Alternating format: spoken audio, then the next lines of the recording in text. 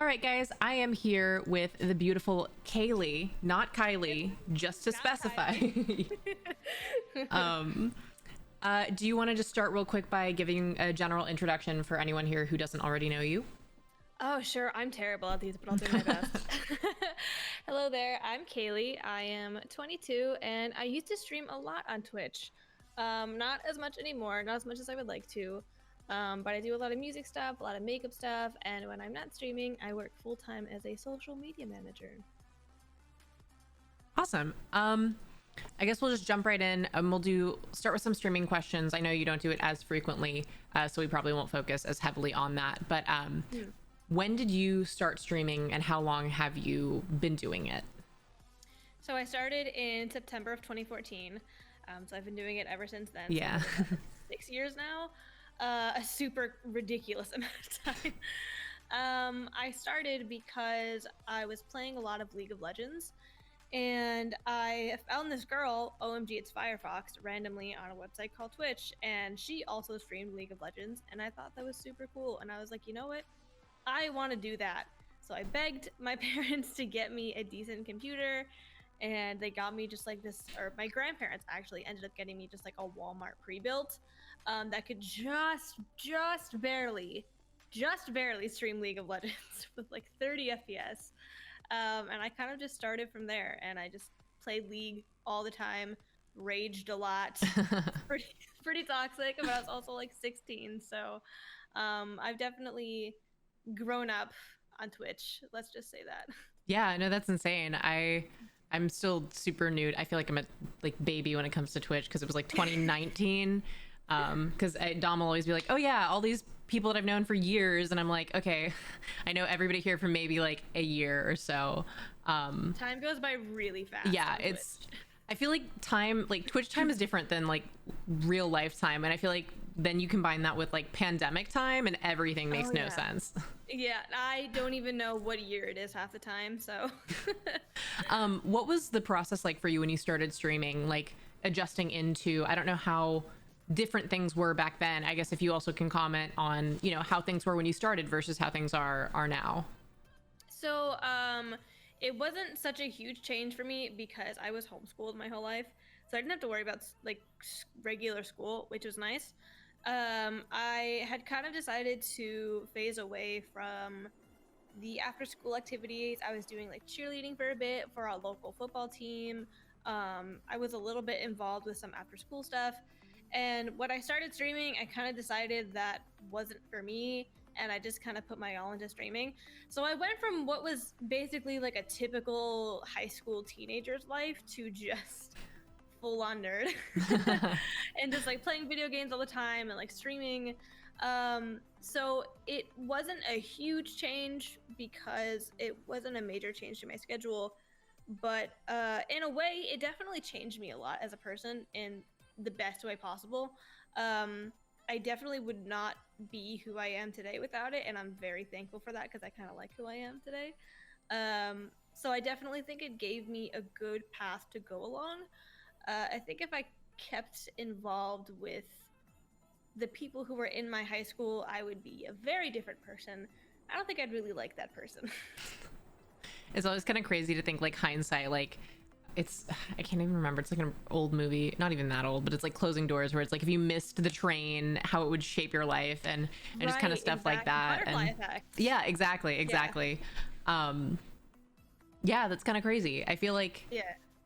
so long as you find the right community here, it can definitely be a really good experience, and a good way to like socialize a little differently, but Yes, for sure. I struggled a lot with especially social anxiety when I was younger, and I think socializing over the internet was just so much easier for me at the time, and I made so many great friends throughout the years. Some of them I don't talk to anymore because life stuff, but like a lot of them like still pop in every once in a while. Like we still keep in contact, so like it's really fucking cool. I'm allowed to swear, right? oh yeah, go for it. Okay, good. Just making sure. It's really fucking cool that you can meet so many incredible people and form such strong friendships. I think it's extra funny because when we were growing up, we were always told like, don't talk to anybody on the internet, don't Yeah. tell them anything about yourselves, like don't meet up with strangers, and like that's kind of our life now. Like in general, even if you're off of Twitch, it's like meeting people off the internet, getting into strangers' cars for Ubers or Lyfts. Yeah. So it's just, I kind of laugh to myself every once in a while when I really think about it. Yeah. Do you think that streaming on Twitch played a role in shaping like your confidence and your sense of self as you got older? Yeah, I think I struggled a lot when I first started. I very much struggled a lot with a lot of internalized misogyny when I first started.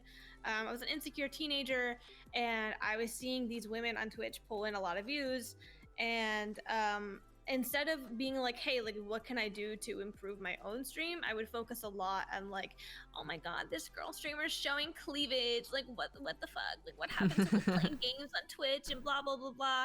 And like, I was really not a very nice person, but I mean, honestly, who was when they were a teenager? And I'm really, really thankful, and I thank Twitch for this, and just like the Twitch community on Twitter, for helping me realize like how unhealthy that mindset really is.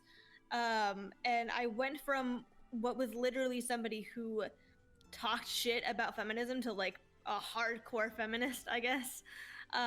So it definitely shaped me for the better, I would say, at least in my opinion. I'm really, really proud of myself for the progress I've made in that sense. Because going from somebody who had very, I guess, like conservative views, because I grew up in a super small town, and those are always pretty conservative as is. Yeah. Super small, like mainly white Republican town. My family was mainly like Republican and like conservative and pretty like religious, so I grew up with views that I definitely don't hold anymore. But when you grow up with that, like, it's hard to not have that ingrained in your head. Yeah.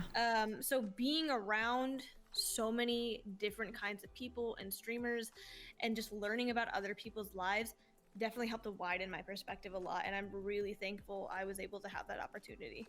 Yeah, I think it's really impressive also to not only have gone through that shift, but to be able to acknowledge it and address it, because I know people either don't change and they continue to hold those views from you know, when you're younger, that's all you're surrounded with, so that's all you know.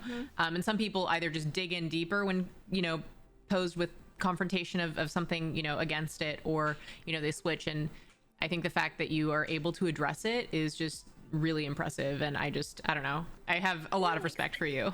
Thank you so much. I really appreciate that. I also, on that note, I just want to say that I respect a lot of, ever since I started following you on Twitter, you're very candid and you're very just real, and I appreciate that so much. I think just being another female in the world, I feel like there's so much shit that's put out there, and I feel like you're just so real with everything and so genuine, and it's so important not only just to like put out there, but I think for other you know, young women and girls to see, just to be like, yeah, like, this is me, I am myself, and it's pretty dope. So I just want to say that I appreciate and respect that. Thank you so much. That's really sweet. That really means a lot to me. Thank you. Yeah. Do you have a favorite thing currently that you like to stream? I was really into Valheim for a bit. I just went through this. I think I'm still in that phase of just like something about Valheim. I just want to sit and play it nonstop for hours. I just really fucking love gathering resources and building things in survival games. I don't want to fight people. I don't want to like be afraid for my life and die and lose all my shit all the time. Yeah. But like Valheim is kind of like a lot more chill in that sense. Yeah. So I played solo for a bit, and then like I had like a server with my friends, and I've been like teaching them how to play, and we just like fuck around and do stupid shit, and like it's so fun to just hang out with friends in a game like that and work together and like learn the games with each other and gather resources. It's honestly like my favorite thing to do. So I could literally sit there and stream survival games like that for hours without even thinking twice. It's my favorite shit ever. Yeah, I feel like those kind of grindy games are just like, you do one thing to collect for the next task, and the next, like, they're so easy to just sit and do forever. Yeah, absolutely. Yeah, and it's easy to get lost. It's one of those games that you check the clock and you're like, oh, okay, it's been like 3 hours all of a sudden. Yep. But yeah, I feel like those are good. And if you've got a good group like hanging around, especially like if it's something you're streaming, I feel like it also makes for a good time, because then you're just kind of hanging out. Yeah. It's so much fun. I love it. Do you have a current favorite stream memory? Getting partnered, for sure. I wanted to be partnered on Twitch so fucking bad. And the reason why, and it's kind of petty of me, I was told by my ex-boyfriend who I had started dating right before I started streaming that like I wasn't gonna do anything with streaming, and like it was a waste of time, and like to get anywhere on Twitch as a female I had to have like big boobs and like do all this shit, like really like misogynistic, like stupid, ridiculous shit. So I had it like set in my brain. I was like, I'm gonna stream on Twitch and I'm gonna do it right and I'm gonna get fucking partnered. So I wanted it more than literally anything in life. I applied so many times, that damn partnership team must have been like, this bitch again applying with their 25 average viewers. Holy shit. And then December of, I want to say it was like 2017. I think it's 2017. I did a partner push, and my community just kind of like rallied, and we had like a month-long partner push, and I think by like 2 weeks we had qualified for it. So I was sitting in my stream, and a friend of mine who just so happened to work for Twitch told me that they wanted to bring their staff members in to listen to one of my songs. Now I had written this song called the Twitch Partner Song. Everybody in my community is familiar with it, but it basically just sings about me introducing myself and like why I love what I do and why I make a great Twitch partner. It's kind of like a partnership application in a song. So my friend, her name is Nikki, was really excited about it. So she was like, I want to bring my Twitch staff friends in to hear it. So she like let me know like what day was good for her and like the time. And it was like the time that I streamed. So everybody came in, they swarmed my chat. It was like probably at least 100 Twitch staff members and her like swarming my chat, super excited. So I was like very overwhelmed. Yeah. And I sang the song for them, and I finished, and I was in the process of like telling them like how I wrote the song, and Nikki told me to check my dashboard. And as soon as she said that, I'm like, what do you mean check my dashboard? I saw my phone light up, and I had added the Twitch partnerships team to my favorites on my mail. So if I got an email from them, it'd show up on a notification with the email saying you've been invited to the Twitch partner program. Oh my god. And when I tell you, I fucking sobbed. I don't think I've ever cried like that in my life. That's like just the best. Like all of that is like the culmination of like such a great moment. God, I still get like a little misty-eyed thinking about it, because it was just so much support and so much love, and like I was at the point where I just genuinely thought like I'd never get it. So I was very excited, and then everybody just started like spamming my chat with like bits, and like tips were coming in and subscribers were coming in, and everybody was just like really excited. I think I was one of the first streamers to get like rated with Twitch staff in celebration of partnership. They kind of started doing it like more from then on. But yeah, it's definitely my number one, like even like just ignoring like streaming memories, my number one general favorite memory so far in my life. It's just, it really shows how much love my community has, and like how much passion I had and still have for streaming. And it was just so nice to see everybody like get together and like be excited, and for us to like celebrate after like wanting a achievement for so long. It felt really good. Yeah, you were explaining it, and like I felt myself getting emotional. I'm like, oh my god, I'm gonna cry. But it's it's such a perfect moment. I absolutely love that. And get his ass, has the audacity to say that. Like, it just, and that just, that makes it even better too. Exactly. Oh my god, I love it. What's the hardest part to you about streaming?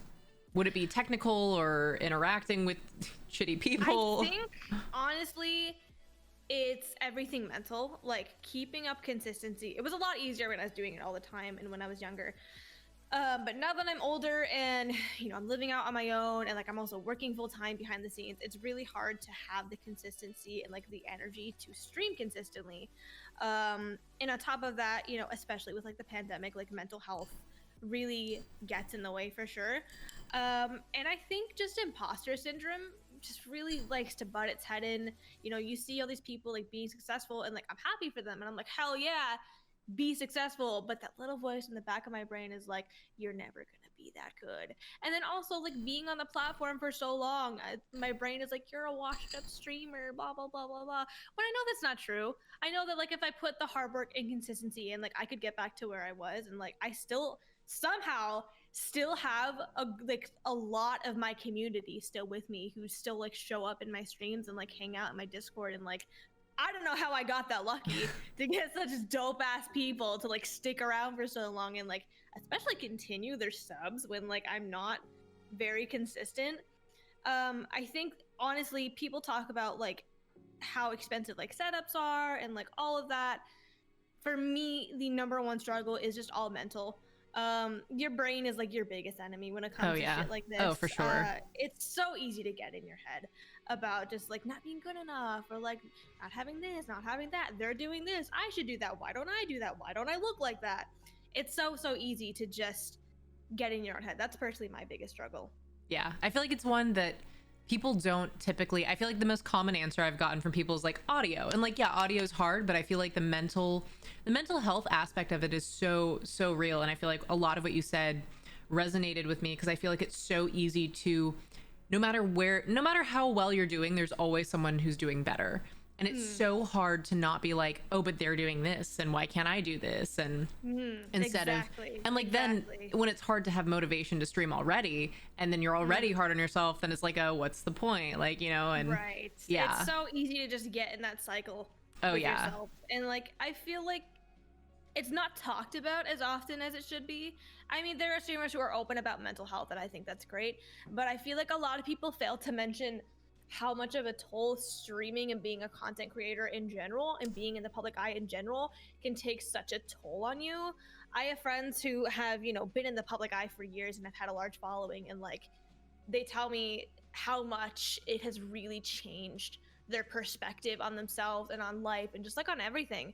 And while it's brought a lot of positives, which is great, like you can't just compete with like having such an amazing community, and like if you're lucky enough being able to sustain yourself like financially from just doing like something you love like this.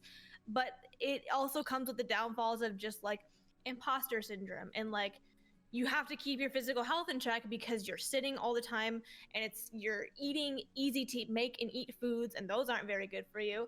And then you have like the mental health aspect. So it's just like all of these like little gremlins that sit on your shoulder and like whisper in your ear, and they're just like, you're not good enough, you're not making enough money, your sub count went down, your follower count went down, this person's doing this and they're doing it better than you. So I feel like, I hope that more people start to be more vocal about it, specifically about the mental health toll that streaming can take. It can be very beneficial for sure to have a community that supports you, but it definitely has its downfalls as well. Yeah, even with a community, it's like, it's still at the end of the day, you're the one who has to deal with all of it. And I think the person who was on last week mentioned just how kind of detrimental it is, you know, after every stream, Twitch sends you that email of like, this is how well you did, this is how, you know, and like with my stats right now, it's like, this is how, you know, your viewer went down, you're never gonna get to partner if you don't do better.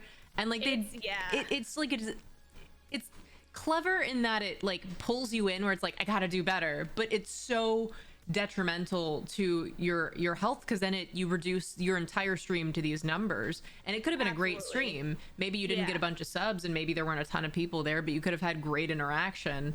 You could have had a lot of fun. And so I think one of the things that's the hardest to do is to remember, like, you know, like why we started, but especially I feel like in a pandemic, especially where computer and technology is so much of everything, the way that we get to interact, it's so hard not to measure it all by like numbers. Absolutely. It's been especially hard now, like slowly coming back to streaming, comparing my old stats to what my stats are now. And this is just like separated like from Twitch too, like even my Twitter, I've been consistently losing followers for a couple years now on Twitch, Twitter, Instagram, whatever. Like I have not had a net gain in a couple of years. And I know logically, like, who cares? Like that doesn't matter. Like I'm not consistently producing content, so obviously like I can't expect to have a net gain of following or viewership or whatever when I'm not like putting my all into content. But still, that little gremlin in the back of my brain is like, your numbers are going down. And then when I stream, for some reason my brain still expects me to get like 50, 60, 70 plus viewers, and it's like, obviously that's not realistic, but the little gremlin says otherwise. Yeah. Oh yeah. It's so hard to shake, especially like when it starts to pile up, because I feel like I've called it like the pandemic spiral, but it exists outside the pandemic. But it's like one little thing will start, and then it just starts the domino of like everything that's wrong. Right. And I feel like that's the other reason why sometimes it's hard to be consistent with stream, because you're doing it and you feel fine, and then something happens, you know. And I feel like it can be every other week in the pandemic. It can be, you know, because of being inside and not talking to people. And then it's just so hard because it's like, I don't want to do anything. I just want to sit and be, you know, in my feels. Right. I want to sit with my cat and not talk to anybody. Yes, So exactly. but yeah, no, I'm really glad that you brought it up, because I feel like it's such a big part of streaming that, you know, people who do it full time, you know, some people who like stream multiple times a day, I don't know how they do it. It takes so much energy to get on stream. Does. So much. Yeah. I could never, personally. I give so much props to those who have, I mean, people who put in those many hours like to begin with, but especially those who have utilized it enough to turn it into a full-time job. Like they have to rely on that for all of their income. And they sit there for like 6, 7, 8, sometimes even more than that hours a day, just like doing their thing. And I'm sure they're used to it, but I could personally never do that. I would be so exhausted. I think I would be dead inside. So I give so much props. I have so much respect for people who are able to do something like that. Yeah, it's interesting because, you know, there are some people who'd be like, oh, well, like, that's not the same as working like a desk job or whatever. And I'm like, I think it's honestly harder, because if you're working a desk job, it's way harder. You can be deadpan, you just do your work, it's whatever. But when you're on stream, you have to be like interesting and performative, and it takes way more energy than anyone could ever imagine, you know? Absolutely. Especially if you're introverted. I don't know if you're introverted, but I'm super introverted. So like sitting and talking to a stream takes as much energy as talking to like a group of people in person. So like keeping up I don't want to say a persona, but you know, like acting happier and like more energetic all the time and constantly interacting takes a lot out of me. Whereas like you said, if you're working like a desk job, you don't have to put on anything. You just go to work and do your work and then go home. You don't have to like sit and entertain like a group of people for like hours. Like you're literally a performer, you're an entertainer. You have to make sure that you are keeping your audience entertained. It's like doing stand-up comedy. Like you can't tell a comedian that what they do isn't absolutely exhausting. They're on stage for like a couple of hours, like entertaining an audience. Obviously they're going to be absolutely exhausted afterwards. So it's the same kind of premise. So I always kind of laugh to myself when people are like, it's just streaming, just sit there and play video games, like it's not that hard, why are you complaining? And on the outside perspective, I could totally see why they would think that. But once you actually do it and realize, hey, if you just sit there and play video games and don't do anything, you're not gonna get much out of it if you're trying to get something out of it. If you're not and you're just streaming for your friends, and who cares? But if you want to actually build up a following and a viewership and, you know, do something with it, you have to put in the effort, and the effort is unfortunately exhausting. Yeah, I'm like, how would you feel like if you're working a desk job? Like, so say you're doing that, but there's a camera on you and you have to keep people's attention. Like that's kind of the equivalent. And like, I would hate that. I mean, like a desk job, like obviously being like the creative type, like desk job just doesn't sound interesting to me in general, but like, you know, you can do like those tasks and you don't have to, there's a lot, I feel like a lot less to worry about generally. That's not to say that it doesn't come with its own set of challenges, but all jobs do for sure. Yeah, but it's just little different. K4iley said, do you think Jinx and Maui would get along?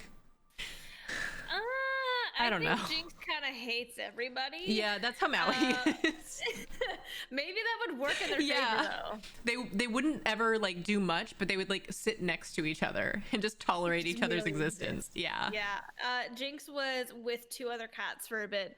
I was staying with some friends when I first moved out here, and my roommates had 2 cats of their own. Both males, neutered, and we tried so hard to get them to become friends, and we were so close. But the problem was not the other cats, but it was Jinx. Jinx decided that he wanted to be an asshole and constantly prove his dominance in the household. So he would just be fine and just like walk around the apartment, tail all up, you know, hoity-toity, all confident, and then if one of the cats just looked at him the wrong way, he would run after them. And I'm like, and then the other cats were terrified all the time. He had no reason to be like so dominant and like aggressive. But he just wanted to constantly prove like I'm the head cat of the household. So he probably wouldn't do too well with Maui. Yeah, no, Maui's not a fan of people she doesn't know. Like I got her when she was younger, and we had a dog that we got around the same time, and they tolerated each other. You know, they grew up together. They were kind of friends. The 2 dogs that we got after that, she absolutely can't stand them, you know. And Dom, she cannot stand whatsoever. Oh, I have heard and I have seen. Yeah, she doesn't like to make new friends. Aw, she's a one-person kitty cat. Yeah, I've had her since I was in 3rd grade, so she's my baby. That's so cute. Oh, so like, she's got to be up there then. She's got to be. Yeah, she's like 14. Yeah, she can still run around a little bit. She only does like the like post poop zoomies, you know. Oh, but yes. yeah, that's pretty much. Doesn't look like she's 14 at all. Yeah, she looks very healthy. Yeah. Oh, here she what is. a grumpy old lady. Yeah, she's so sweet. She's just a grumpy baby. I mean, I'm sad that she doesn't, like other people for the most part, but you know, the bond that I have with her is I wouldn't trade it for anything. So. Oh, I totally know what you mean. Jinx and I are like furry friends, soulmates. He's gonna be 6 on April 5th. So he's still pretty young, but like the older he gets, the more anxious I get, and I'm like, oh yeah, that live forever. Yep. I know. I think my brother and I had this conversation about like, I wish that I was born, like you're born and an animal was born and you're tied together. So like you guys live the same, you know, like it's a companion for life kind of thing. I wish. Yeah, no, you could ask Dom, but anytime Maui acts slightly weird, and she's a cat, so cats act weird all the time, but anytime she does anything slightly weird, I'm like, I have to take her to the vet. Like, oh my God, me too. Yes, I am the exact same way. I woke up one night in the other apartment with my roommates, and Jinx just meowed weird once. And I was in a panic. I stayed up all night watching him. He had bladder crystals a couple years ago, so he had to like get surgery for that, and now he's on special prescription food. But I'm constantly paranoid that they've come back. Yeah. So, when he meowed, I'm like, he must be in pain. It's like you go on alert. He must be hurting. So he ended up being fine. He just wanted to play and just meowed funny. But I totally know what you mean. Anytime he acts even slightly out of the ordinary, I'm like, I'm gonna call the vet and make sure that's okay. Yeah. I know. It's one of those where like I'll ask Dom, I'm like, is she being weird? Like normal weird, or like do I need to take her in? And usually he's like, she's fine. And I'm like, but are you sure? You know? Yeah, exactly. It's one of those things where I'm like, I don't think I could ever be like a parent, because if I'm this concerned about my fur child, me too. I could never. I'd be so stressed all the time. And now I understand my mom and her anxiety. Yeah, I was like, I used to never get it, why she'd be so worried about me. I'm like, I'll be fine. But now, you know, Maui so much as looks at me weird. I'm like, oh my God, everything's falling apart. Like I have to do something. And that's when you call your mom and you go, Mom, I'm so sorry. Yeah. Oh yeah. I know now. I've had a couple like you were right moments with her, and she just kind of like, She's like, yep. She's like, I'm glad you can acknowledge it finally. Yes. They just wait for that day. They know it's gonna come as soon as you become an adult, and then they just wait for that phone call. They're like, everything. They're like, Mom, you were right. Oh my God, yeah. I feel like I've had so many moments since I, you know, like don't like live with my parents anymore. I've had so many more moments like that where I'm just like, damn, being an adult is hard, and I can't imagine being an adult in charge of another human. Like, right? I can barely take care of myself sometimes. Yeah, exactly. I don't know how parents do it. It's I can barely exist on my own. Yeah. Let alone let another person exist in my presence while I'm taking care of them.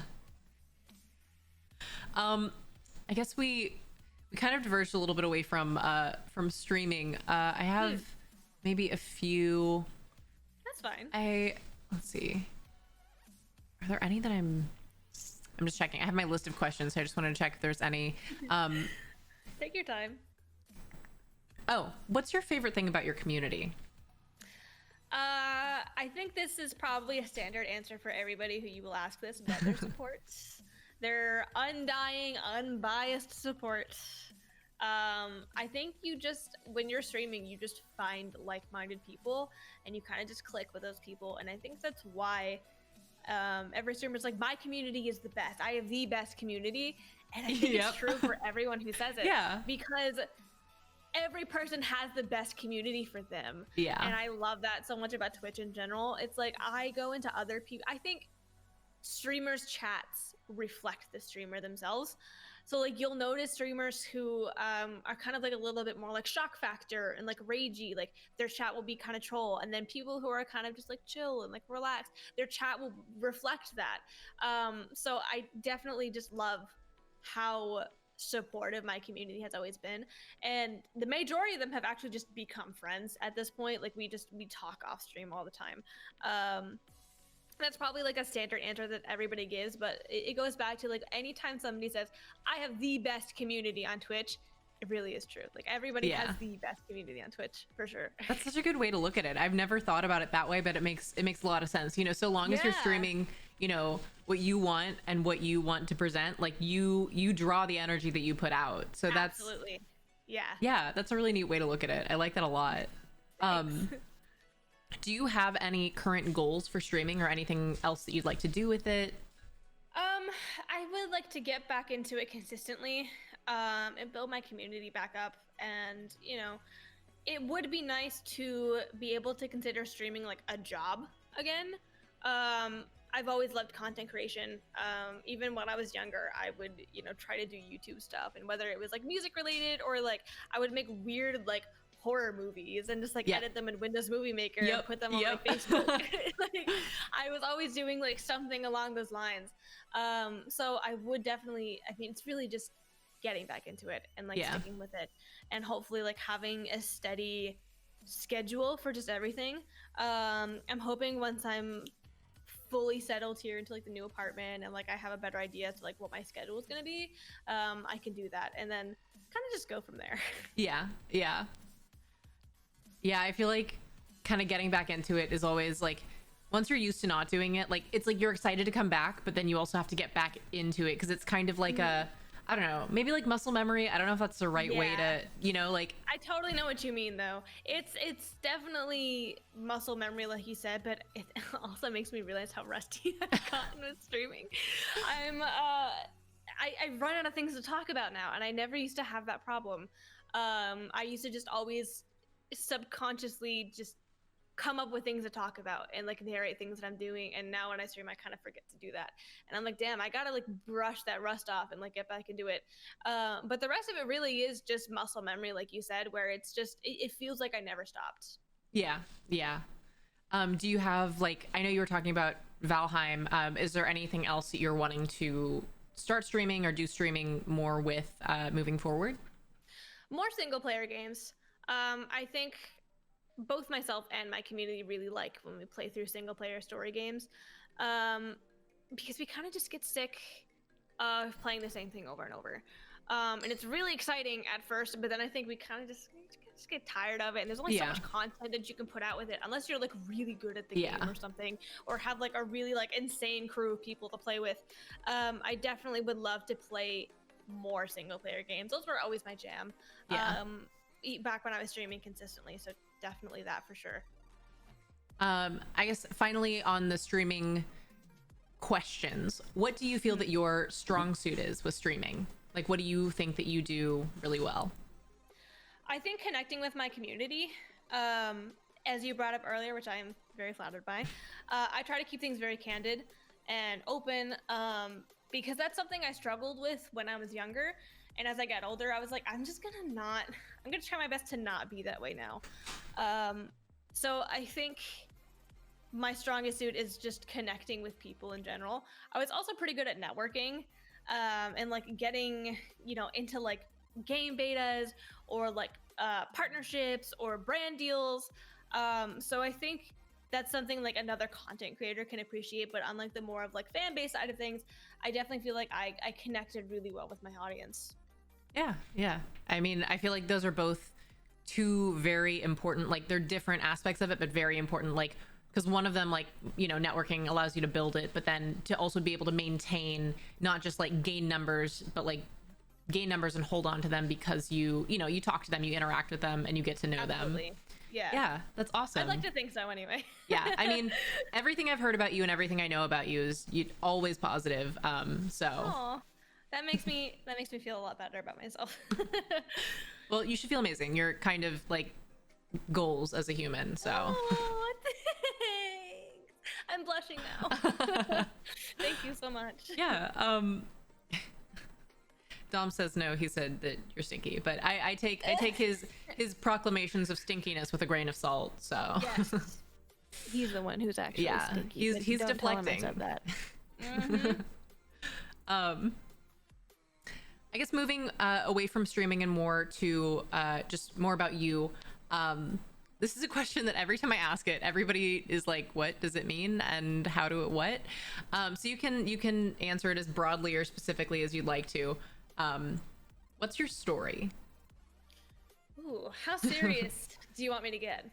Whatever you feel comfortable with. I'll just tell you my whole damn life story. Go I'm a for very it. open person.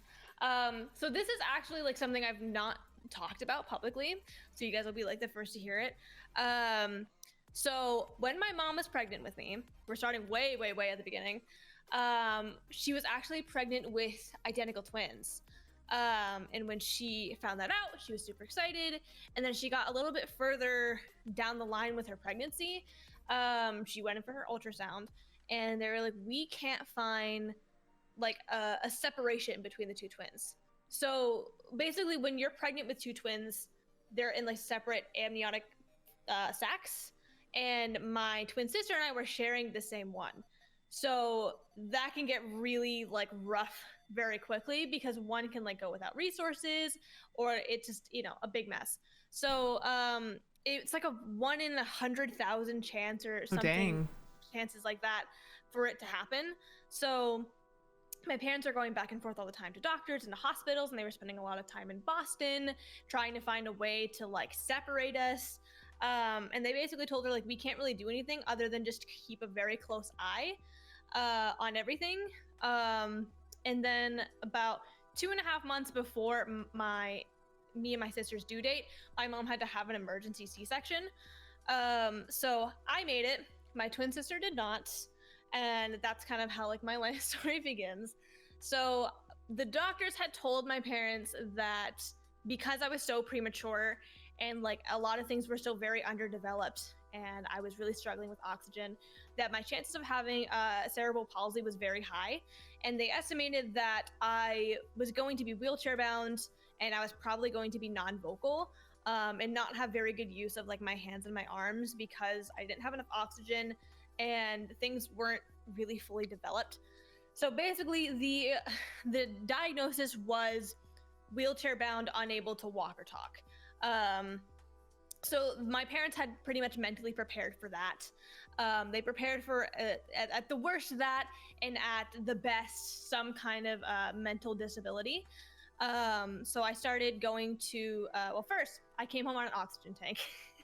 Gave my parents a heart attack because I had a sensor that was like on my hand or on my fingers that would like sense my oxygen levels and my heartbeat that I'd rip off during the night, give my goddamn parents a heart attack. And then as I got bigger, I started going to physical therapy. My muscles were really stiff. So they like did their best to loosen them so I can move. And pretty much from there, I kind of magically just grew up without any major issues. And then when I was able to start talking, I started singing a lot, annoyed my family because I thought I was the pop star. And I was kind of just doing music from there. I went to preschool in a private school. My mom decided from there to start homeschooling me. And I was homeschooled up until a small part of 3rd grade, went back to homeschooling and started doing after school programs connected to the public school and middle school. So I made a lot of friends through the middle school and developed a friend group. The problem was that I didn't have a lot of experience with social interaction. So My theory is that I learned all of my social skills from like TV shows and movies. So I didn't really know how to act in real life. And that caused me a lot of problems with the people around me because for some reason my brain had held on to the mean girl persona where I thought like it was cool to be mean to people and just like start arguments and like drama with people. So that didn't exactly give everybody a very good impression. And then as I got a little bit older and started to learn more appropriate social skills, that impression had already been made and it was kind of just like stuck. So my school years weren't too great, mostly because of my own social skills. And then even as they improved, people just already hated me. So I dealt with a lot of bullying through my school years, usually just because people had thought that I was a bitch. Fair enough. But then just like stupid things like I shopped at thrift stores, and that was like a target to be bullied, I guess. I was homeschooled. I was really underweight, so people would call me like anorexic. I edited my pictures a lot, so people would call me fake, but I was just really insecure. It was just like, you know, kids can be really awful. Yeah. So probably around the time that I was 8th or 9th grade, I started to distance myself from pretty much everybody around me. I had this girl who I had considered my best friend. She got involved with another crowd of people who just didn't like me. And that sucked, watching somebody I consider my best friend turn into like literally my biggest bully. I have a very vivid memory of them creating a Facebook group dedicated to talking shit about me called this is funny. K4iley haters. 10 out of 10 name. Original. 10 creative. Yeah, really great. And they would like edit my pictures into like weird shit. And just, you know, it was literally just like a slam book, but in a Facebook group. It was very weird. And like I look back on it now as an adult and I'm like, that really traumatized me as a teenager, but like looking back on it now, I'm like, that's fucking stupid. Not sure what they were trying to do there. And that was kind of around the time that I decided to start streaming. It was around that time point. Sorry, I totally like skipped over a chunk. Let me reverse a little bit. So in 9th grade, I got my first like serious boyfriend. And this was a guy that I thought I was in love with for years, all throughout middle school, elementary school, junior high school. And finally, he agreed to be my boyfriend.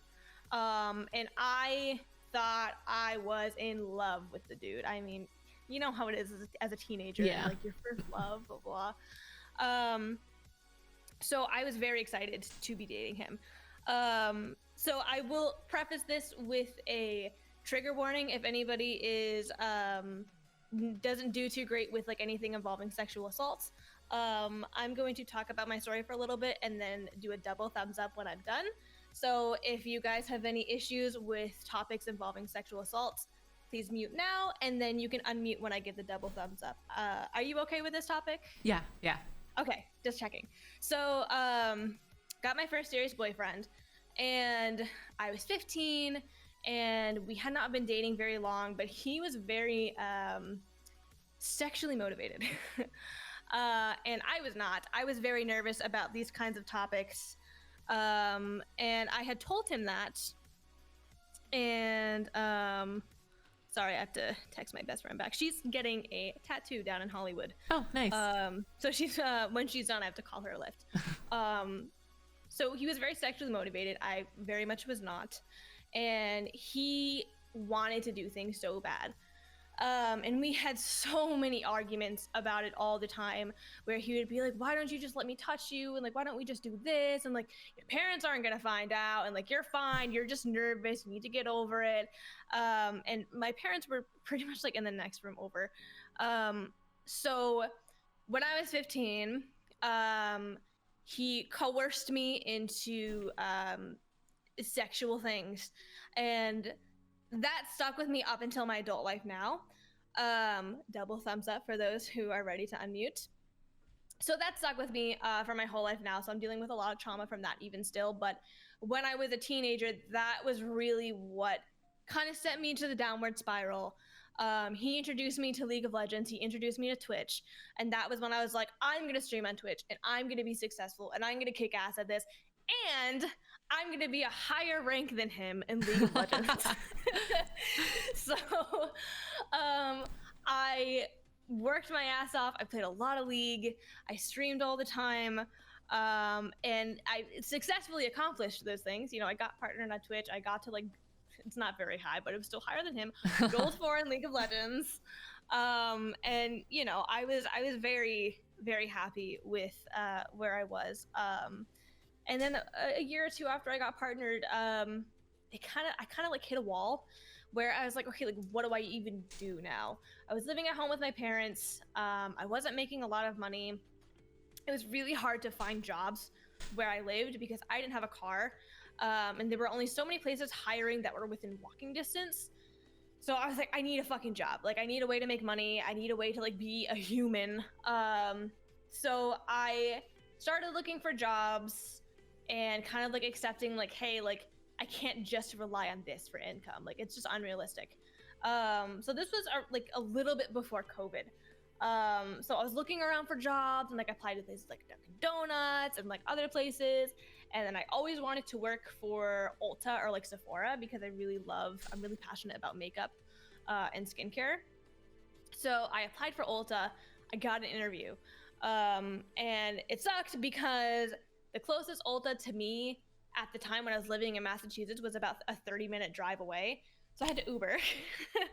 And since Ubers weren't super popular around where I lived, it was a pretty expensive Uber, which sucked. But I did the interview at Ulta, and that was the week that everything went into lockdown. So everything just like shut down. So I did my interview, and then I went home, and then literally a week later, the governor of Massachusetts announced like a statewide lockdown. Oh my gosh. So I was like, I guess I'm not hearing back for bad my interview. Timing. Yeah. So I was like, okay. And then I was like, I don't know what to do. And I was kind of venting on Twitter about it. And somebody that I know a long time, just like very vaguely, like we were mutuals, had some common interests, reached out to me. And they were like, hey, you know, I have my own company and I actually have an opening position for a social media manager. Would you like to get on a call and discuss it? So I was like, yes, please. Oh my God, thank God. And it was like a remote position. I was really excited, social media, whatever. So we got on a call and like we talked about it. And I should have had the warning bells going off in my head, but I was just so excited to get a job. But they were like, I believe in like a livable wage, and like I don't need to see your resume. Like I don't believe in like looking at people's resumes or anything. I'm just gonna like onboard you and blah blah blah blah. So they told me that I believe in a livable wage, and they were like, our starting pay rate is $13 an hour. And to me, for somebody who was making like at maximum $800 a month, I was like, oh my God, that's so much fucking money. Holy shit. So I'm like, hell yeah. So I started working this job and I completed the training and my pay rate got bumped to like 14 an hour. And it was great. I was enjoying the job a lot. I loved it. But then as I got a little bit further down the line, and I had decided like I was going to move out west to Los Angeles, I was like, damn, like that's really like, it's not enough money. So I was putting in a lot more hours. I started doing freelancing on the side, and at like my maximum, with the job that I was working and my freelance projects on the side, I was probably doing like a 50-hour work week total. So I was just exhausted all the time. I was drained. I didn't stream at all because obviously I was drained. I had no time, and any time that I did have, I was usually napping. I slept. When I was not working, I was sleeping. So it was very stressful. So when I moved out here, I, you know, took a week off to move, and then I like resumed doing that. And it sucked because my roommates would work like the typical like 7-8 hour day and be done. And like, so would I. And they'd be like, oh, you're done with work. And I'm like, no, I have to go do my freelance projects now. So that I would still be working for like another like hour or two after that. So that by the end of the day, I was working like anywhere from 8 to 10 hours straight. just sitting there doing the same thing. So when I had gotten more on topic of salaries with my roommates and my friends, I realized genuinely how little I was making, especially for the work that I was doing. And I can't go into details as to like what the job entailed.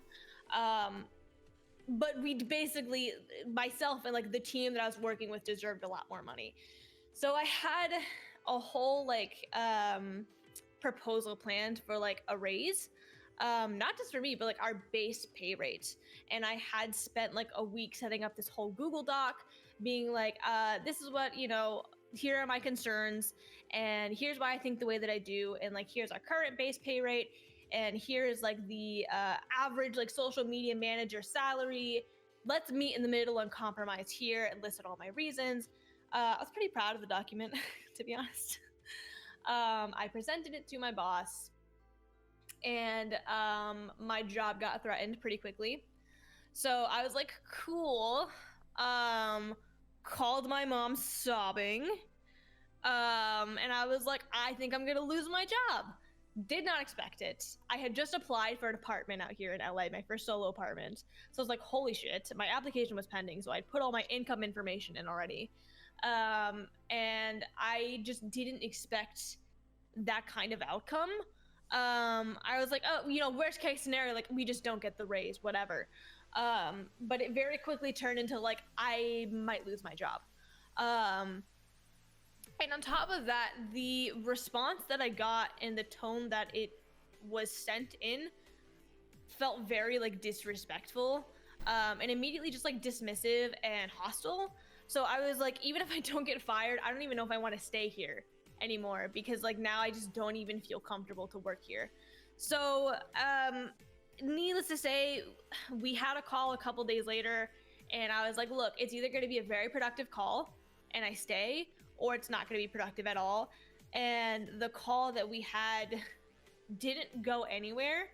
I'd set up talking points beforehand, and I was going to go over like each individual part of my document and explain like why I wrote this and how I feel the way I feel, and so on and so forth, and like how I came up with these numbers, and like what I think we can do instead if this still isn't realistic. And it was met with like interruptions and just like dismissive tones. And it was kind of like, have you ever had like a mean girl in school, or like even in your adult life, where they act really sweet, but the undertone is very like yeah, not nice? That's kind of what the call was. So by the end of it, and the whole time I'm like, don't cry, do not cry. Ended up crying, and I'm like, this is my 2 weeks notice. And very adult of me, because I didn't want to leave. I loved my job, and I loved the people I worked with. So I was very sad to quit. And they were just like, that's not necessary. You can just end here. And I'm like, cool. And that was the same day I got the email that I got approved for my apartment. Wow, what emotional whiplash. So now here we are. I started just freelancing full time, and I manage 3 accounts solo, and make the same, if not more money than I was making before, and work a lot less hours. Nice. Well, yeah. That worked out. Yeah. So that's kind of like the general rundown of my whole life story. I mean, it was pretty comprehensive, and I appreciate it. I feel like it was both comprehensive, but not like you hit all the main like points kind of thing, without, you know, over explaining. So I appreciate it. Thank you for being so honest and forthright with it. You know, I really appreciate that. I also try to, you know, keep it real here. So I always, it's a breath of fresh air when I find people who are, you know, just kind of open about stuff. And yeah, I'm a pretty open book about most things. I think that's how I feel comfortable. I really like when I'm able to feel open. So I kind of stopped waiting for permission to be open, and I'm just kind of open as is. Yeah, I love it. I mean, I feel like in a way, I don't know, this is probably just could be my interpretation of it. I feel like Twitch presented an opportunity for you to reinvent yourself to a group of people who didn't already know or have an idea about who you were. And I feel like that's one of the most freeing things about it, when you kind of go. That's also why I moved across the country. Yeah. Oh my God. I'm glad you're out here. I mean, I need the pandemic to be over so we can hang out. I know. We're gonna have so much fun. Oh when my God. COVID's not a little I bitch. know. Oh my God. Yeah, I mean, obviously LA comes with its own host of challenges, but Oh, yeah. but you know, I grew up in Texas, so environment wise, I think my personality fits in a lot better out here. So yeah, I mean, I came out here initially for well, first TwitchCon in San Jose a couple years ago, and I actually, when I flew out here, I was 19, I believe. I was 19 or 20. I had to have been 20. I came out here with my parents not knowing. So I still lived at home, and people are like, you can do whatever you want, you're over the age of 18. But like, I have a really good relationship with my parents. I'm very close with them, and I respect them a lot. And, you know, I had asked my mom, I was like, hey, like, there's an event called TwitchCon that happens every year. It's in California. Can I go? And she was immediately like, no, like, you are not flying by yourself across the country. Absolutely not. It's not safe.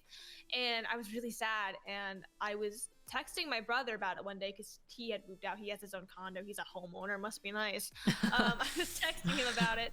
And I was like, hold on one second. Yes, I'll call it for you now. I have to call a lift for Anissa. yeah, no worries. Awkward time. So I was texting my brother about it, and he was like, you know what? Just do it. Like, book the ticket. I'll bring you to the airport. And I was like, okay. And my heart was like beating out of my chest. I'm like, oh my God, like my parents aren't gonna know. Oh my God. So so I booked the ticket and I planned everything out without them knowing. And then the night of, I just like left a note on the kitchen counter, and I was like, look, I love you guys. This is not meant to be like disrespectful or like an act of rebellion. It's just, this is something I've always wanted to do.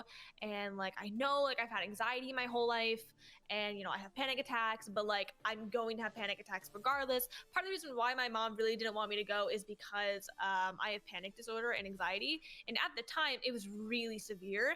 So she was like, you're not going to go, because if you go, you're just going to get there and then you're going to have a panic attack. And like, what are you going to do? Hop on another flight back home? I can't go get you, blah, blah, blah. So I was like, you know, like, I'm going to have panic attacks in life, and I know how to deal with them. And even if I didn't, this is a good time to learn how to deal with them. I love you. I'll be home on Tuesday, blah, blah, blah. And then we drove to the airport at like 4 a.m, and I flew to California by myself. And I expected to turn my phone back on when I landed in California to my phone being blown up. And there was just nothing, no notifications, nothing. So I texted my mom and I'm like, hey, I landed safe. And she was like, oh, good. Glad you got there. Okay, call me when you get to the Airbnb. And I was like, oh, okay. So I had called her when I got to the Airbnb, and she was like, you know, like at first, yeah, I was mad. But then, you know, after I cooled down and like your dad and I talked a bit, like we realized you're right. Like you're an adult, and like we should be able to let you go and like do things like this. And like, I'm really proud of you. And I was like, I love that so much. my parents are really great. I'm really, really fucking lucky to have them. There is not a day that goes by that like I take them for granted by any means. And just as pretty much as soon as I landed there, I was like, I'm home. Like it feels like home here. I'm like getting emotional just talking about it. So I kind of decided, especially when I was in San Diego, like a couple years ago for TwitchCon, like I was like, I need to move here. Like I've never felt more at home in my life. And like the place that I came from, I lived my whole life.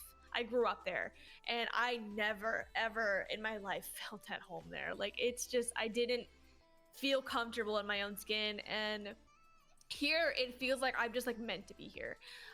So like it's so cliche to be like, I'm moving to LA, I'm moving to California. But like when I always tell people like I don't have a story that's like I'm gonna be a famous actress or a famous musician. It's like I literally just moved here because for some reason this place just makes me happy. Yeah.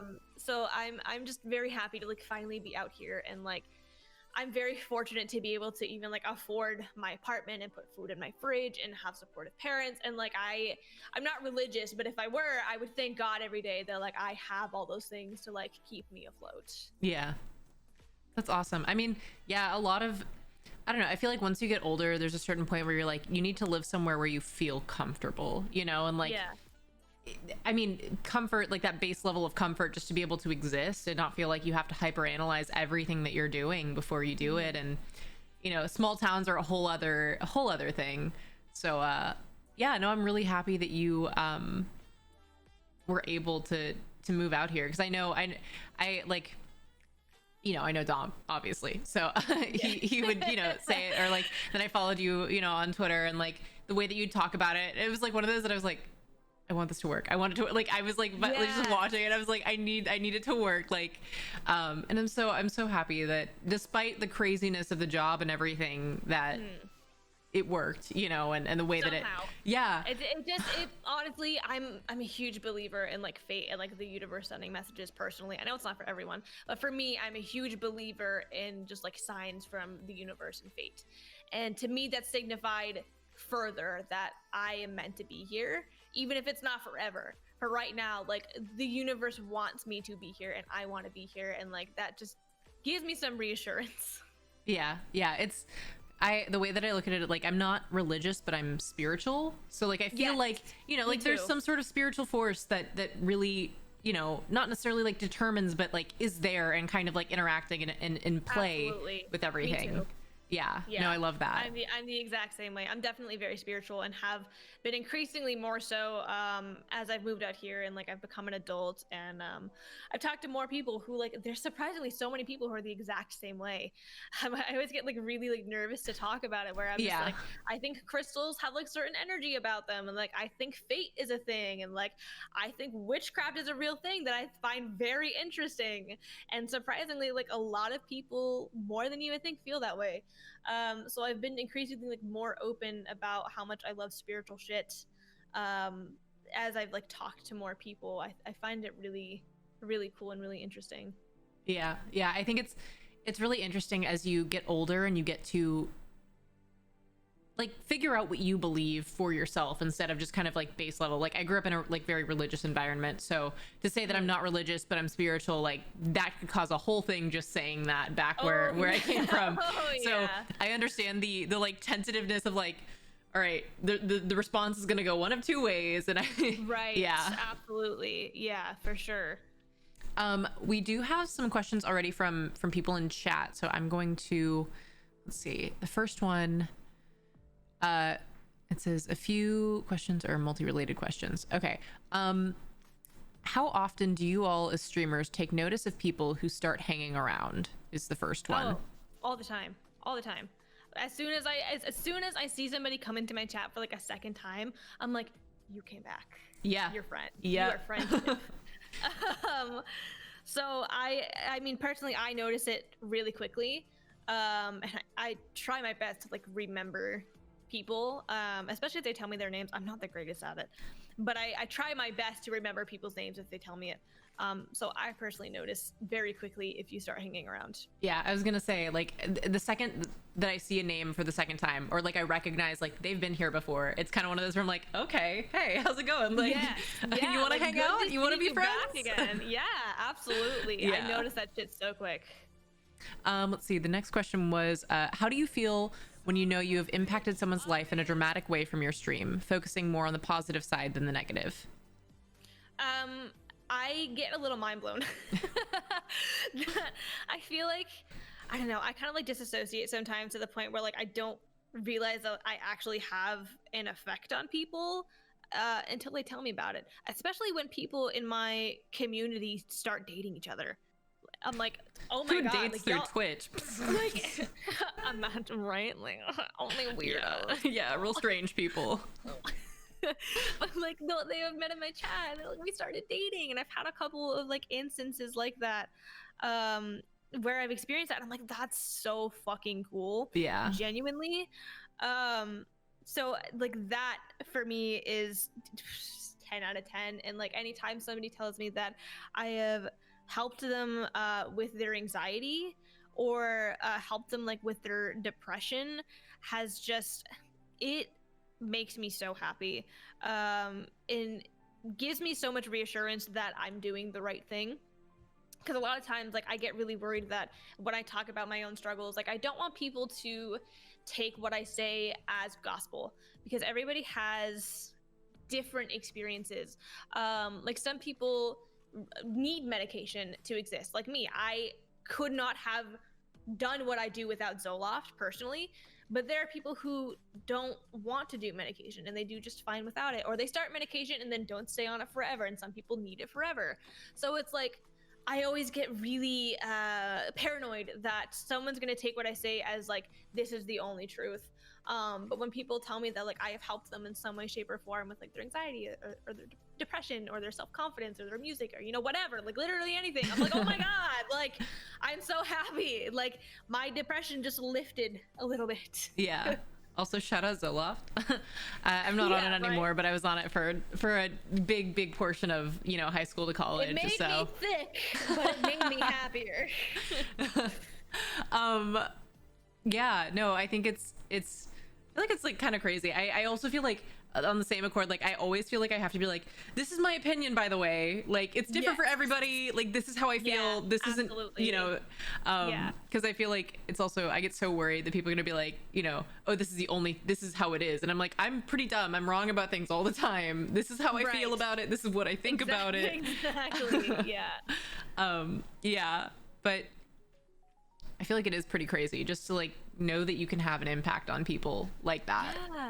Yeah, it makes me really happy. I love that whenever somebody tells me like I've made some kind of positive change in their life, because I know like I have had people that I look up to that have made positive changes in my life, and to be like on the other side of that is like a little bit crazy. Yeah. Oh yeah, for sure. Cowboy asks this question every stream. He just told me you already know what I want to know. The famous cowboy question is milk or cereal first? Cereal. Okay, good. We haven't had anyone who answered incorrectly yet. Dom wants to know what your forever food is. My forever food. Right now, because it has been a reoccurring staple in my entire existence, is the frosted soft sugar cookies from the grocery store. Oh my god, the ones that have like pink icing, the icing color changes, but a lot of times it's yes. Yes, I know exactly. Yes, exactly. Yes. That or salt and vinegar chips. Okay, yeah. I used to do a lot of, was it salt? No, I guess it was just like kettle cooked. I would do kettle cooked chips with like a French onion dip or something. Oh, dude, kettle cooked chips. They're bomb. They're like extra crunchy. Yeah. Oh, yeah. So fucking good. Let's see. And then, so then Dom's second question is favorite venue played and dream venue. Favorite venue played. I have not played at a lot of venues, but I would say the TwitchCon San Diego singer venue, whatever they called that.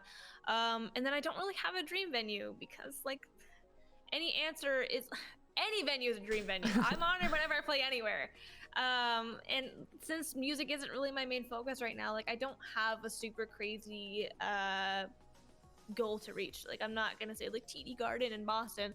That would be very cool, but it's not something I really think about often. So my official answer is any venue that will have me. This is a question that you were talking about your love for makeup and skincare, and I can relate. I am also very passionate about both. Do you have a go-to, I guess, for both makeup and for skincare, go-to products? Like if you had to pick a staple. The Urban Decay All-Nighter setting spray. Yes! Also, the Fenty Gloss Bomb in Fussy. Okay, I haven't tried that. Is it good? It is my staple lip product. Okay, I'll have to try always it. And forever. For skincare, I have very dry skin. Belief Moisturizing Balm. Okay, I've seen that. 10 out of 10. Okay. And then to go underneath it, this is a recent discovery. It is the, let me grab it. Hold on. I have to remember the name of it. Hold on. I'm gonna grab it and show you. I always need an excuse to buy more makeup and skincare. So whenever I find someone who like knows their shit, I'm like, it's the Glow Recipe Watermelon Glow. Okay. This shit is so good. I did not think I would like it, and at first I didn't. At first, it broke me out a little bit, like on my Gotcha. forehead, and then I just kept using it, and it is the only serum-ish type product that I can wear on its own without feeling like my skin is still not hydrated enough. Okay. So I'm obsessed with it. Yeah, I was gonna say, I used to do the Sephora Play like monthly subscription thing, but then I was accumulating so many trial size things that I never used. Yeah, that's the problem with subscription boxes, is they just send you fucking trial size shit. Yeah. Like, what am I supposed to do with this? Oh yeah, and then it's like, if I have stuff that I already like, if they send me skincare, I'm like, I have a skincare routine, so like I don't want to try something else and like ruin it and fuck it up. yeah, Exactly. Yeah, so I think I tried the Glow. It's like the same watermelon, but it's like an overnight mask. I think I tried. Yes. Yeah. Yeah. I think I've tried that too, and I wasn't too crazy about it. Yeah, I but didn't notice too much of a difference, I don't think. the dewdrops, I am 10 out of 10. Big fan of. Yeah, I was in a Sephora not too long ago. That's one that I'll still go to. But I saw the display for the Glow stuff, and I was like, maybe, but then I had to do the thing where I was like, okay, well, maybe I shouldn't spend all my money right now. Yes. I spent a lot this week. I had my best friend spend 10 days with me, and she's going home tonight. But that's what I was saying in your chat, like, I'm gonna hunker down for a bit because we were like going out a lot and kind of like shopping. Yeah. So I'm gonna get COVID tested and just like chill for a while. But I'm in the same mindset. It's like, I've spent a lot of money, I need to relax. Oh yeah, I know. I can't walk into a Sephora or an Ulta because I go in, I'm like, okay, I know what I need, but then I'll immediately see a display and be like, but I need this too. I'm really bad about it. And then I'll go through like, the checkout area, they have all the sample, stuff, and I'm like, okay, but what if I need to try this, or what if I know, and then it's like $5 or $10, and it's like, but it's only $5 or $10. Yep. Why not? Oh my god, I know. I'd say buying makeup and skincare stuff is definitely one of my, I don't know if I could say vice, but vices. I don't do Guilty too much. pleasures. Yeah, guilty pleasure. That's it. Yes, that makes it sound less terrible. Oh yeah, I totally know what you mean. Do you have any go-to eyeshadow palettes? Anything by Violet Voss. Okay. Very good. Let me check my drawer. So, oh god, it's so full that I can barely open it. So my current favorite palettes are, I did not bring my Violet Voss one with me, but it's the Violet Voss Holy Grail palette. Really great warm neutrals palette. The ABH Soft Glam is kind of like a similar concept.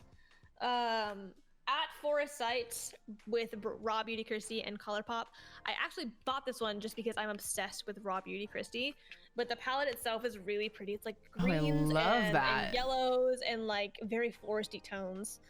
And then also by ColourPop, their Sweet Talk palette. Ooh. Because I am just kind of obsessed with pink and pink tones and like wearing K4iley blush shades on my eyeball. I'm a big fan. So those are like my usual go-tos. Gotcha. Yeah, I have, I don't have the Soft Glam palette, but I have a couple of the Anastasia palettes. I use their Modern Renaissance, I think is what it's called, but I was gifted it for my birthday one year. And good palette. Yeah, it's my absolute, it's my, because there's like 2 different combinations that I use, and I'll do that pretty much if I need, like, by default. Good quality. Oh yeah. I support that choice. Let's see. Kyrie asked, do you like ranch dressing? Do you want to know why he's asking this question? I'm intrigued, yes. So the day that I got partnered, I dumped ranch dressing on my head. The week prior, a friend of mine, we were just joking around in Discord, something about, I was saying something involving the word raunchy, and I think I mistyped it as ranchy, and it turned into this whole thing where it's like, if I get partnered, I'll dump a bottle of ranch on my head. And then a week later, I get partnered.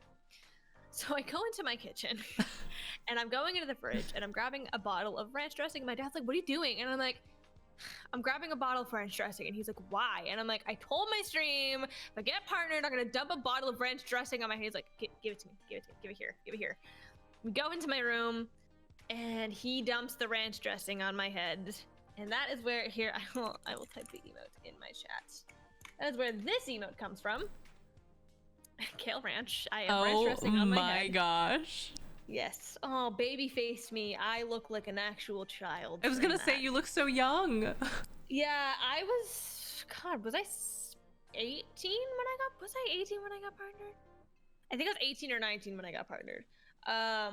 But yeah, that's why that question is there. I do like ranch, by the way. Less so, since that when you Yeah. smell ranch that strongly, I was washing it out of my hair like in my bathtub. Yeah. It took a lot of effort for me to not puke from just Yeah. the Yeah. overwhelming ranch stench. Cowboy asked to specify what brand of ranch. Hidden Valley, of course. Yeah. Is there any other brand of Yeah, ranch I was like, that's are there other relevant? brands? Like, I'm sure there's other ranch, but I'm also pretty sure Hidden Valley is the only brand of ranch. Hidden Valley is OG. Let's see. I think Dom asked thoughts about James Charles and the drama surrounding him. I think when somebody has, okay, so my premise is this: if somebody constantly has the same or very similar issues following them over and over and over, there's a reason for it.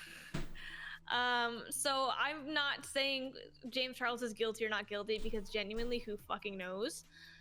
But it is very suspicious that this is a reoccurring topic that keeps surrounding him, especially after the initial accusations that Tati Westbrook brought up in her video were deemed like false or whatever, and it got brushed completely under the rug. They are now resurfacing again, and more being added on. Not saying they're true or not true, but it is a little bit sus. Yeah. Yeah. That's all I'll say about that. Yeah.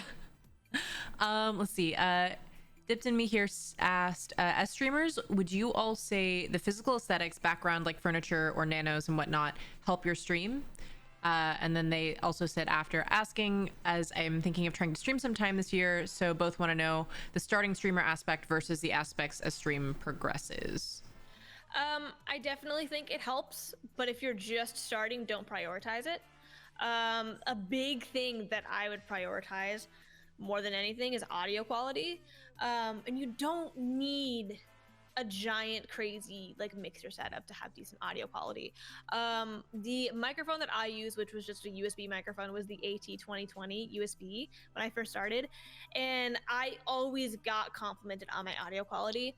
So if you want to prioritize anything setup wise, apart from like proper PC specs, of course, to run the games that you want to stream, I would say audio quality, and I highly recommend the AT2020 USB. Not sponsored, just a big fan of it.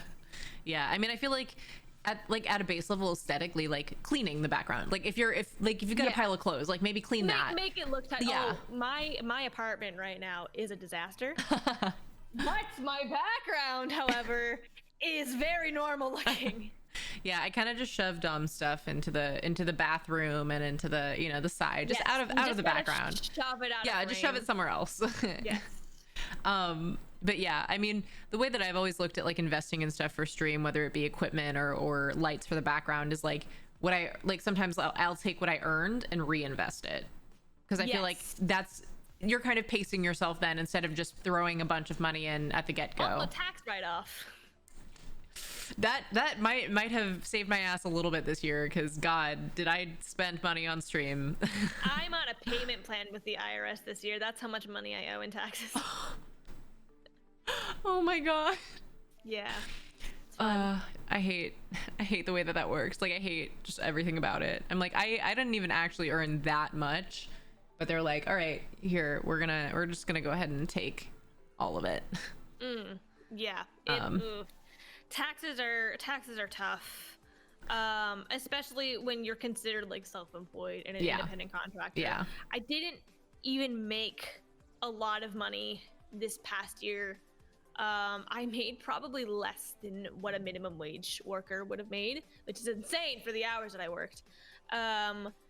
But I ended up owing in total like $4,000 in taxes. Oh my God. After write-offs. Jeez. Yeah.